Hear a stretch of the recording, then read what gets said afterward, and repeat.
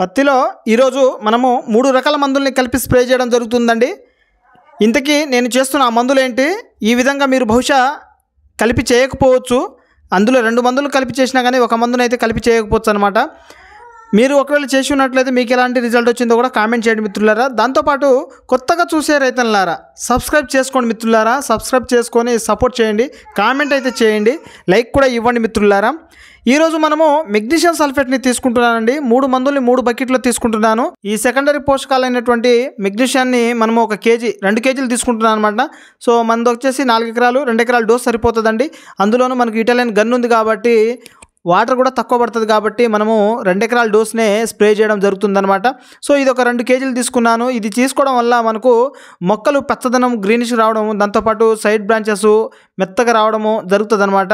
దాంతోపాటు మనము ఎస్ఫేట్ని కూడా తీసుకున్నానండి. ఒక 1/2 కేజీ తీసుకున్నాను అనమాట. సో ఎస్ఫేట్ 1/2 కేజీ ఆల్రెడీ ఒక బకెట్లో వేసేసాను. దాంతోపాటు మనము ఫాస్కిల్ యూపీఎల్ వాళ్ళది ఫాస్కిల్ మోనోక్రోటోఫాస్ అంటుంటాం కదా, అదే మందనమాట. సో బ్యాన్ అయినప్పటికీ కానీ మార్కెట్లో దొరుకుతుందన్నమాట. ఇది ఈ మందుని మనము కలిపి స్ప్రే చేయడం జరుగుతుందన్నమాట.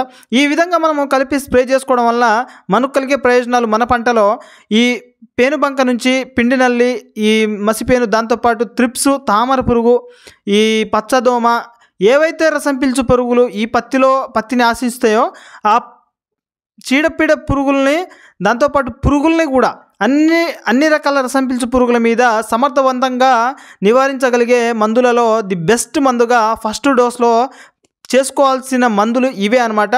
మోనోక్రోటోఫాసు, స్టార్తిను. మీ ఏరియాలో ఎలాంటి మందులు చేస్తున్నారో అది అయితే కామెంట్ చేయండి. సో మనమైతే ఇది చేస్తున్నాము, ఎవ్రీ ఇయర్ ఇలాగే చేస్తున్నాం కాబట్టి మంచి రిజల్ట్ అయితే ఖచ్చితంగా ఉంటుందండి. దీంట్లో మనం మెగ్నీషియం కూడా యాడ్ చేస్తున్నాం ఒక న్యూట్రియంట్గా. సో మనకు ఇంకా చేను మంచి పచ్చదనము, సైడ్ బ్రాంచెస్ గ్రోతింగ్ బాగా రావడంలో దోహదపడుతుంది అనమాట.